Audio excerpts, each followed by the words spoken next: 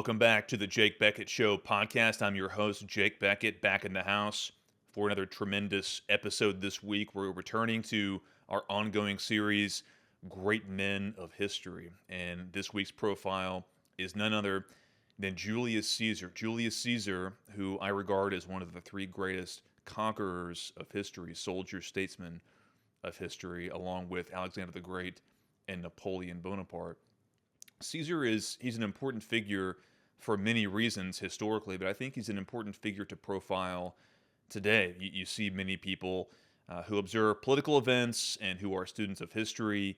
They recognize that there's a lot of talk about Caesarism, the strong man. You see a lot of people, obviously on the left, who are afraid of the rise of a strongman ruler, because when a society, when a culture is pushed to the brink, there's always a reaction eventually. And I think there are many people who realize that we're never going to have real reform within the current political structure. And eventually, as things descend deeper and deeper into chaos, there's going to be more willingness for the people to accept the rise of someone who is willing to smash the existing structure. And obviously, there are very few figures throughout history who are able to rise to the level of events. There are very few times, epochs within a historical arc that are even conditions that someone like that can rise. And even when those conditions are set, someone with the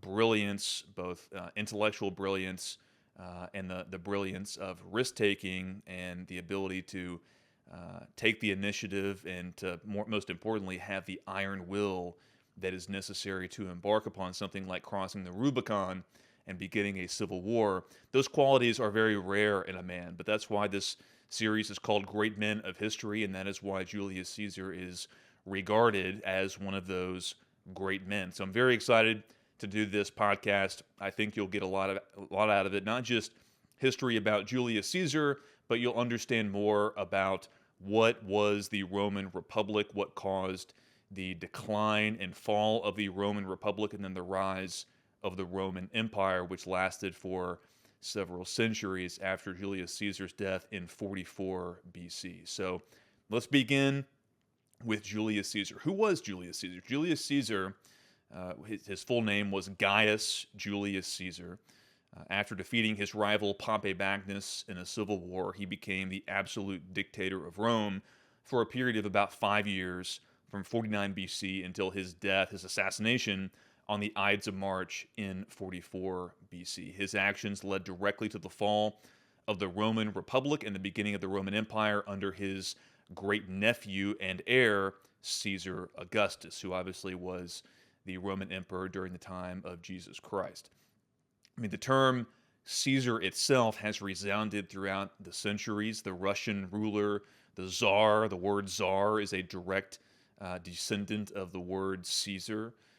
In Germany, the term Kaiser or emperor is a direct descendant of the word Caesar, and Caesar has become synonymous with great rulers throughout history. So to understand Julius Caesar, you first have to understand the time and the system in which he lived. So first of all, you have to understand what is Rome, what was the Roman Republic. So Rome was founded as a monarchy in about 500 BC. Rome was ruled by a series of kings in its early years, but over time, Rome was, as power was consolidated and Rome gradually gained control of the Italian peninsula, power gradually became concentrated in the hands of a few aristocratic noble families.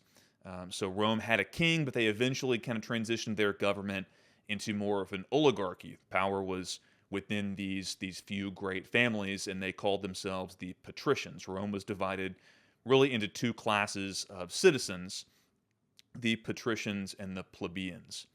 The backbone, however, of the Roman Republic were the small landholders, the small farmers, who might be called the kulaks, wealthy merchants, farmers, tradesmen, small landowners. These were Rome's backbone, and they also doubled as soldiers. They were the backbone of Rome's famous legions. But it's important to note in those days that Rome's military was part-time. They were not full-time soldiers. They were farmers, they were tradesmen, they were merchants, they were workers, and when the country needed their services militarily, they left their land and they fought in the military. They were more like National Guardsmen would be today rather than active duty military. And historically, this is another good point to recognize that throughout history, large standing professional armies have always been viewed with suspicion. Our founding fathers obviously believed that.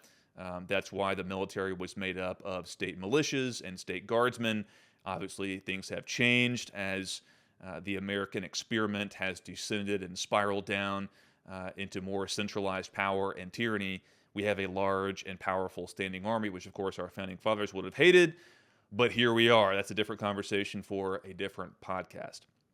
So Rome had this more or less republican sense of government, where power was concentrated in the hands of these few aristocratic patrician families in this deliberative body called the Roman Senate. So what happened? Over the course of about 200 years, there were three major wars that really shaped the destiny of the Roman Republic. They were the Punic Wars, the wars with the great power of Carthage. So over the course of these three Punic Wars, Rome conquered Carthage. The Third Punic War ended with the absolute destruction of Carthage. Literally, they destroyed the city brick by brick. They salted the land. Carthage no longer existed, and Rome had complete control over the Mediterranean. They had complete control over Italy. They expanded their reach into Europe through Spain, what was then called Gaul, what we know now as France, and over into Asia Minor, modern-day Turkey, and further into the east. So the important thing to note, though, about the Punic Wars, and of course the Carthage was led in the Second Punic War by the great warrior Hannibal. I could do another great podcast on Hannibal, but these three major wars with Carthage, Rome was ultimately victorious, but there were major consequences of those three wars. Over these three successive wars, over a long period of time, many decades, the manpower of Rome was really bled dry. There were tens of thousands, hundreds of thousands of casualties, and so these part-time soldiers who were mainly farmers and who people today would be known as like Iowa farm boys in America. These generations of successful small landholders were eliminated. Their ranks were depleted. In the Second Punic War against Hannibal, there was, for instance, the Battle of Cannae, where upwards of 70,000 Romans were killed in a single day of combat. So over the course of these three major Punic Wars, Rome was bled dry of their manpower, of their backbone, and there were economic consequences as well. So as these small landholders died, the survivors and those who did not go to war, they consolidated their land holdings. And so what you saw in Rome economically was an increasingly polarized society. The middle class, so to speak, was hollowed out. You had very wealthy, powerful aristocrats at the very top who were landowners. And then you had a very small middle class. And then you had this massive new underclass. So slavery was very much a thing back in those days. And as Rome expanded, part of the spoils of war in those days were slaves. And Rome imported hundreds of thousands of slaves from these newly conquered territories. And these slaves were put to work on these aristocrats, these oligarchs' lands, and in their trade projects and their building projects. And Rome was able to construct massive buildings and aqueducts and feats of architecture and engineering that were not equaled until the Renaissance, thousands of years, 1,500 years after the death of Julius Caesar. But really, there were social and there were economic and cultural consequences of this hollowing out of the middle class in Rome. So really, there are some parallels to modern day America, where we see mass immigration, the hollowing out of the middle class, the polarization of wealth in this country, where you have massive concentrations at the upper end, and you have a massive wave of new immigrants coming in to represent the new underclass. And so there's a great amount of tension. Another key development of the Punic Wars were the rise of these great generals, powerful generals such as Gaius Marius and Cornelius Sulla. You may have heard those names, Marius and Sulla.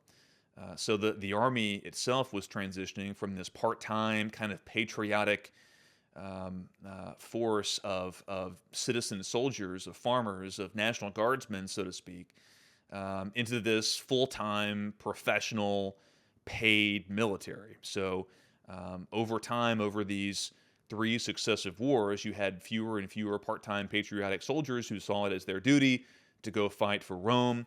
And then more and more, you saw more power concentrated in these generals and their legions of professional soldiers. And back in those days, the soldiers weren't necessarily paid out of the government's treasury like they are today in America and in many countries. These soldiers were paid in plunder from conquered territory. So there was more incentives for generals to go on these new wars of expansion and new wars of adventurism for their own glory and for plunder they could then distribute to their legions, who more and more, especially in the days of Marius and Sulla, these legions answered to the generals and not necessarily to the Roman Senate.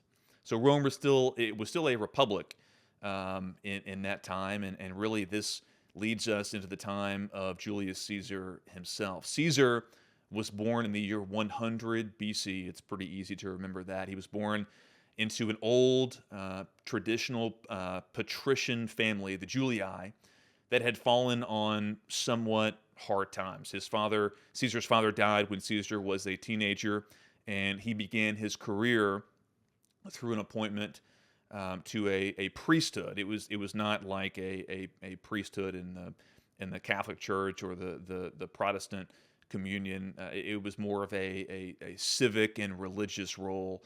But he was appointed by one of his family's patrons, Cinna, who was he was the beneficiary of a power struggle in those times. As I said, after the end of the Third Punic War, Rome was descending more and more into times of struggle and strife. There were minor conflicts, there were slave rebellions, there were a couple of early civil wars between some of these successful generals.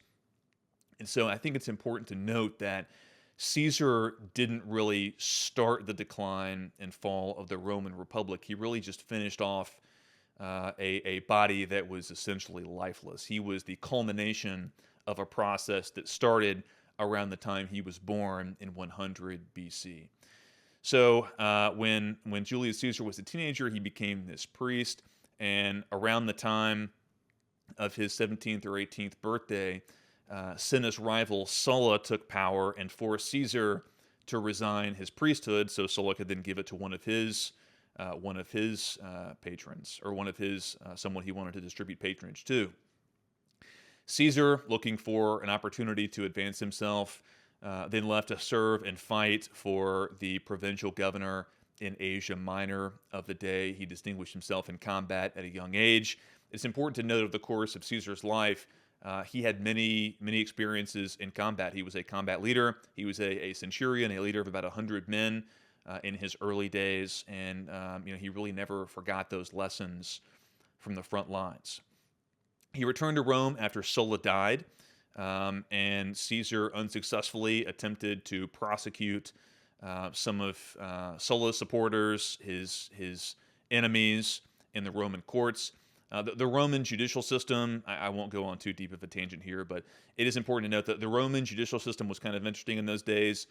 Any citizen could prosecute a fellow citizen if he felt there was cause. It wasn't necessarily that a law had been broken, but if you were able to present a case well in the court of law through tremendous oratory, that you could distinguish yourself. You could get your way. You could make money. And Caesar realized that he wasn't very good as a prosecutor, as a lawyer, and so he decided to travel to the city of Rhodes and get some lessons in oratory. I kind of laugh when I when I remember that story because, I mean, here's a guy who realized that, hey, it was worth it to him to travel somewhere, to spend a lot of money, to work on his public speaking. So let that be a lesson to all the young men and women out there who are listening to this. I mean, be intentional. Don't be afraid to devote some resources to developing your public speaking. It's one of the greatest gifts. I mean, Churchill always said that a man can have no friends, he can have no money, he can have no prospects, but if he can speak, he'll always have a chance. Caesar understood that. So anyway, he was traveling across the sea to the city of Rhodes to take some public speaking lessons, and he gets captured by pirates. And true to form, Caesar decided to have some fun with these pirates who were trying to ransom him. They figured out he was a son of a noble patrician family, the Julii, and they decided, hey, we're going to ransom this guy. And Caesar, he asked them, he says, I'm curious, how much are you requesting for ransom from me? And they said, oh, we're requesting 10 talents. And he immediately laughed at them and mocked them and said, oh, 10 talents? I'm worth 50 talents. You're not asking for enough money. And they kind of liked his spirit, and Caesar would say to them, hey, when you release me, when I am ransomed, I'm going to come back and I'm going to crucify you. I'm going to execute you. And of course, they thought he was kidding. They liked his, hey, look at the nerve of this kid. And of course, once Caesar was ransomed, he immediately got together a band of supporters and got some ships together, hunted down these pirates, and crucified them to death. So that was who Caesar was. He was a man of his word. He was someone who could always find humor in even the most dire of situations. But I always find that story interesting. And shortly after he returned from Rhodes, he was appointed to be the governor of a small province in Spain. And the story was told when he was in Spain. He was going around doing tax collections and various administrative duties, and he comes across this massive statue of Alexander the Great. And Caesar at this time, he was in his early 30s, around the age that Alexander the Great was when he died. And of course, by that age, Alexander the Great had conquered the known world. And Caesar was overcome by emotion as he viewed this statue of Alexander. He saw himself as this man who hasn't accomplished anything in his life. Here I am collecting taxes, doing nothing for myself, relatively speaking. And here's this great man, Alexander. And so I think that story, which Caesar told many times later in life, rings true, that he was someone who always had massive ambition and was always comparing himself not just to his contemporaries, but to great men throughout history, even in his own time. So when he returned home to Rome, he runs for the coveted position of Pontifex Maximus, which is the namesake, actually, of the Bishop of Rome, the Pope, in the Roman Catholic Church today. And through tremendous effort and a tremendous amount of bribes, which was quite common in that era, he was successful. And so he became Pontifex Maximus, and he eventually rose to the consulship. He essentially became one of the two most powerful men in the Roman Senate, and by that time he had forged a political alliance with the other two most powerful men in Rome, and they were called unofficially, well, they're known by history as the First Triumvirate. Those three men were Julius Caesar, Pompey Magnus, and Crassus. And these three men, Crassus was the most wealthy. He was the wealthiest man in Rome at the time. He was this Elon Musk or Jeff Bezos type character. But again, in those days, the wealthiest in Rome, they weren't just wealthy men, they were military men. They commanded legions. Pompey Magnus was the same. He was a famed general who had won fame and fortune in some of these earlier minor civil wars that took place when Caesar was a young man. So Pompey and Crassus were a bit older than Caesar, but they formed this first triumvirate, this political alliance. And out of this political alliance, Caesar acquires his first major military command, where he was the commander-in-chief of legions. And that was the command of Roman legions in Gaul, modern-day France. And so that began an 8-year period known as the Gallic Wars. I highly recommend, if you have the time, if you have the interest, read Caesar's own narrative of the Gallic Wars. It really is a fascinating read. I mean, Caesar, you get a sense of his tactical and strategic genius. He was a brilliant writer. Historians say that he embellished some of the casualty figures, he embellished some of his victories, which in the day was pretty common. It's still common to this day. People embellish their own autobiographies, but whether the gist of the narrative is true, and it's worth a read because Caesar, some of his victories there at Alesia, where he conquered the 60 tribes of Gaul that had united against him under the great and dynamic leader Vercingetorix. And there's this great painting that I really like. I think I posted on social media a few weeks ago of when Vercingetorix finally surrendered. The Battle of Alesia, the siege of Alesia, actually was a tremendous battle that took place over several months, and ultimately Caesar was victorious. And as part of his 8-year war in Gaul, he was the first person to actually construct a bridge across the Rhine River in Germany. He even crossed the English Channel. He went over into Britain. He was the first Roman to cross the English Channel and undertake a military expedition on the island of Britannia, as they called it back in the day. Rome eventually founded the town of Londinium, which of course became London on the Thames River. So pretty fascinating stuff there. Obviously worth a read. Tom Holland has some great books on Julius Caesar. Suetonius was a Roman historian who lived in the time of the Caesars. He wrote a great book of contemporary history called The 12 Caesars. He gives a great profile of Julius Caesar himself. But that really brings us to the time we've all been waiting for of the Roman Civil War, the Great Civil War that Julius Caesar started. So Caesar's victories in Gaul made Pompey and the Senate, led by Cato, increasingly suspicious of his motivations and increasingly jealous of Caesar's successes. Crassus, the third member of the triumvirate, was killed, leading legions in the east. So Crassus was off the table, and really it was a power struggle at that time between Pompey and the Senate versus Caesar. Things came to a head around 49 BC when the Senate gave Caesar an ultimatum. Some of the senators in Rome and the Senate were whispering to Pompey that Julius Caesar was an outlaw. The Senate passed several resolutions that became increasingly hostile to Caesar. There were several years of negotiations where they offered Caesar exile. They offered him command of legions as long as he stayed out of Rome itself. And Caesar realized by 49 BC that he really had two choices. He could accept exile, become an outlaw, or he could cross the Rubicon River in Italy, which formally demarcated the line where a Roman general had to leave his legions. If he crossed the Rubicon River with legions, then it meant that he was committing a crime, that he was committing a crime against the Senate, and that, as Caesar himself said, the die is cast. And of course, that's what he did. He decided that he was going to smash the existing structure. He recognized an opportunity. I could do several hours worth of podcasts about why that decision was morally right or morally wrong. But at the end of the day, Caesar, he had the political will and he had the guts to undertake that expedition, to cross the Rubicon, to not accept what the Senate and what Pompey had presented him. And he decided to take matters into his own hands. And that's exactly what he did. So as Caesar crossed the Rubicon and called the Senate and Pompey's bluff, Pompey and the Senate fled Rome. They realized they could not hold Caesar off forever.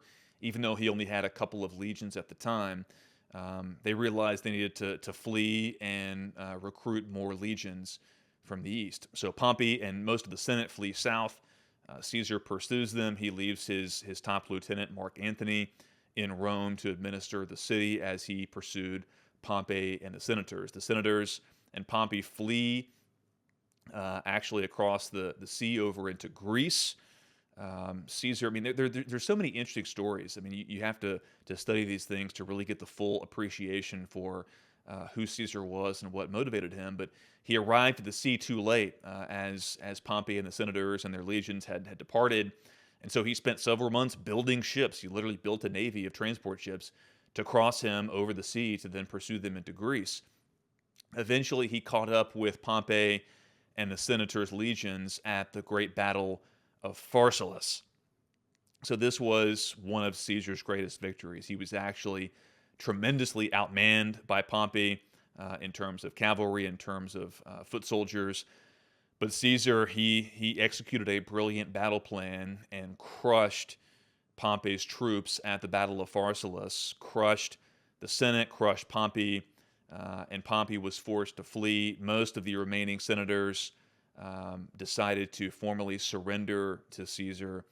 Those senators were led by Cicero and Brutus, who, of course, would end up murdering Caesar a few years later. But at that time, they begged forgiveness from Caesar, and Caesar gave it to them. That is another theme of Caesar's life, as we'll get to later. He was very clement. He was very merciful towards his enemies when perhaps he should not have been so merciful. But he certainly was. He did not pursue vicious vendettas against fellow Romans. He was very vicious and very harsh towards foreign enemies, towards the Gauls, towards the Spanish, towards people he fought all over the world, as long as they weren't Roman citizens. So Pompey escapes, and he decides to cross the Mediterranean Sea and go to Egypt. At the time, Egypt was ruled by the young boy king Ptolemy and his sister and also wife, Cleopatra. So they were, as a matter of fact, they were engaged in a civil war over who was going to rule Egypt at the time. So Pompey arrives in Egypt hoping to be received positively by Ptolemy and Cleopatra. He hoped to raise fresh legions there and continue the struggle against Caesar. Pompey was actually murdered upon stepping ashore in Alexandria. And when Caesar arrives a few days later, he wants to know where Pompey is. Ptolemy, the young boy king, he presents Caesar with Pompey's head. And Caesar is enraged by this. He was indignant. He was furious that Ptolemy would have executed a consul of Rome, someone who Caesar viewed as a wayward brother. And so that embarked a long and complicated narrative of Caesar in Egypt. He actually tracked down Cleopatra and sided with her in this civil war against Ptolemy, And when Ptolemy was finally defeated, Caesar installed Cleopatra in power in Alexandria and gave her rule over Egypt. That would come into play later because Caesar and Cleopatra had an affair. There was a son, Caesarion, by Caesar that Cleopatra bore. That would become a very complicated situation after Caesar died, and there was another civil war between Augustus, then named Octavian, Caesar's great nephew, and Mark Antony and Cleopatra. That's a subject for a different podcast. But after Pompey was defeated, Caesar then crossed the sea into Africa and defeated the remaining senators in a couple of major battles there. And the battles of Zela and Thapsus and Munda. And by 45 BC, Caesar had completed his conquest in the Civil War. Caesar had installed Cleopatra in Egypt, which was important because Rome, the empire, the city itself, needed the grain that Egypt produced. And there was relative peace throughout the country. And so as Caesar returned to Rome, he returned in triumph. A triumph was an actual military victory parade. There was a religious element to it in Roman society. Caesar has this triumph, and he installs himself as dictator. And over the course of the next several months, he makes sure that he has his comrades in arms and his supporters elected to the key positions within the Senate and throughout the empire. And Caesar consolidates his hold over Rome. He embarks upon creating a new constitution. He increases the actual number of senators in the Roman Senate so he can essentially dilute the power of what remaining enemies of his remain in the Roman Senate. And so by 45 BC into 44 BC, Caesar had completed his conquest and he had consolidated power in Rome, and he was a dictator. I mean, in those days, dictator was an actual position in Rome. It was traditionally only given to a single general when the city itself was in danger from a foreign adversary. But Caesar changed the constitution to give him power for life. And so Caesar became the absolute ruler of Rome. And at that point, Caesar had, but by the time when he entered Rome and forced Pompey and the Senate to flee, he had essentially killed the Roman Republic and started what would become the Roman Empire. But as I explained over the course of this podcast, that the Republic itself was already dead. There had been several civil wars. The country itself was being hollowed out, and the citizens of Rome were ready for a new leader, and that leader revealed himself in the person of a Caesar. And so some of the political reforms that he began to embark upon, he drafted a new constitution that I mentioned earlier that granted much more power to a centralized government, i.e. himself, in the position of dictator. He reformed the calendar. We've all heard of the Julian calendar, which was based on the Egyptian lunar calendar that instituted the leap year. So before Julius Caesar's calendar, there was no leap day, there was no leap year in the calendar at the time, and so Caesar's new calendar began that tradition, which is continued to this day. He bestowed money and land on his returning veterans. All the surviving veterans of the civil wars under his command, they received a one-time payment, which essentially equaled a lifetime's salary of serving in the military. So his soldiers received tremendous wealth. There was a land reform bill that he pushed through. So you can see why the senators began to see Caesar as someone who was no longer their friend. He was cutting into their wealth and their power and their prestige.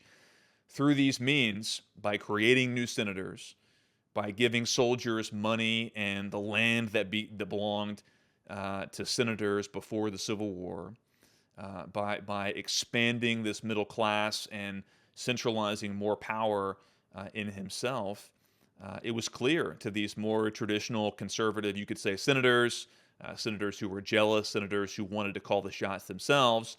They realized that as long as Caesar was alive, the system was never going to go back to the old days where the Senate was in control of the Republic. So as Caesar was instituting these reforms, as he was completing these reforms and preparing for a war in the East to avenge the death of his former comrade Crassus in 53 BC.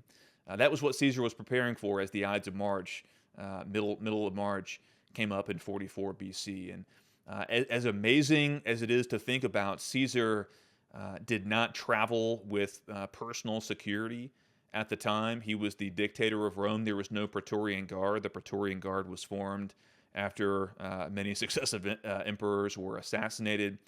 But at that time, Caesar traveled alone or with a small band of retainers. His loyal lieutenant, Mark Antony, was typically by his side, but Mark Antony was detained on that fateful day. And what happened was Caesar walked into the Senate chamber. The senators were waiting for him. And there are several different stories of what precisely happened, but the result is all the same. Caesar was assassinated. Of course, Shakespeare immortalized the infamous words "Et tu, Brute, iutu, Brutus." Brutus was like a son to him. He had given clemency to Brutus and several of the senators after the Civil War, and they repaid him with treachery and assassination. That really was Caesar's fatal flaw. He trusted too much in his own sense of forgiveness. He trusted too much that by bestowing forgiveness upon these unruly senators, they would be loyal to him. Ultimately, they were only loyal to themselves. And when they saw the reforms that Caesar was pushing through the government, when they saw that he was never going to relinquish control back to the Senate, they realized that they were going to have to take matters into their own hands if they wanted to take power back for themselves. So there lays dead Caesar in 44 BC. I won't get too far into the details of what happened next. Generally, just to give a brief overview, over the next 20 or so years. There were a couple of minor engagements. You could call the subsequent years a civil war.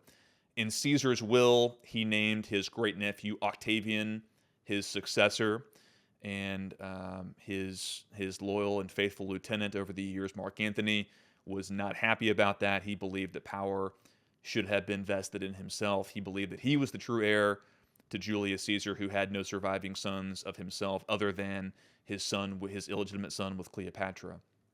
So over the next couple of decades, there was a series of conflicts between Octavian and Mark Antony, who then joined up with Cleopatra. Eventually, Octavian's forces defeated Mark Antony and Cleopatra, and they were both killed.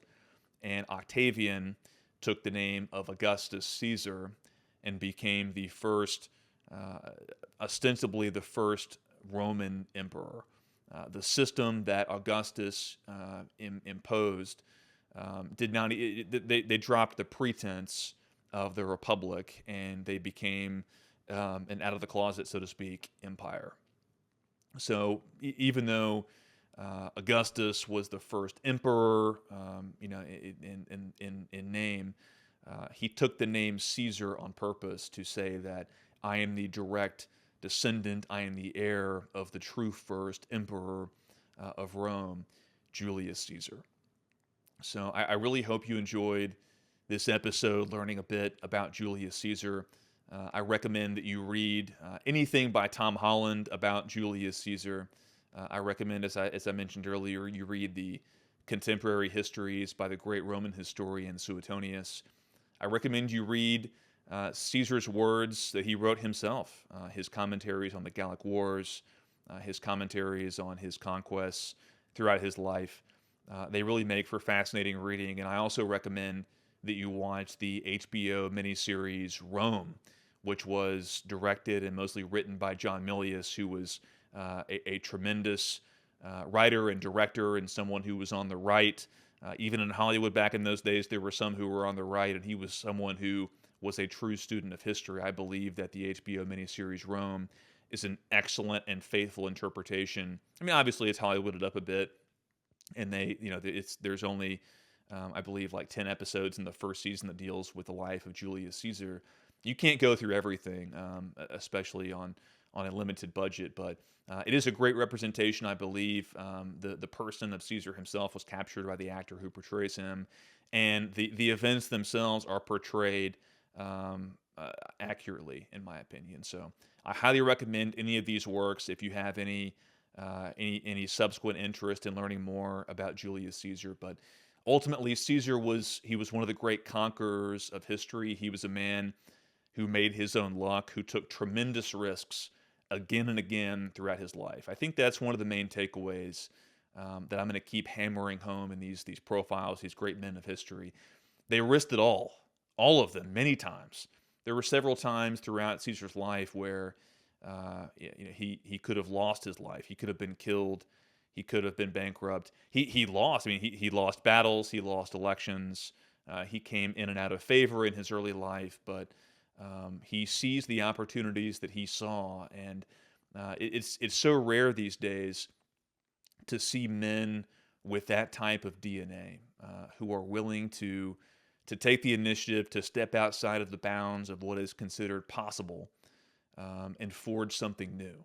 So my profile in these great men of history, I'm always going to look for men who didn't necessarily play by the rules, but who were talented, who were tactically and strategically brilliant, who were politically brilliant, who took great risks, who rode the wave of destiny, and who were ultimately successful. So I hope you enjoyed this episode on Julius Caesar, and we'll see you next time.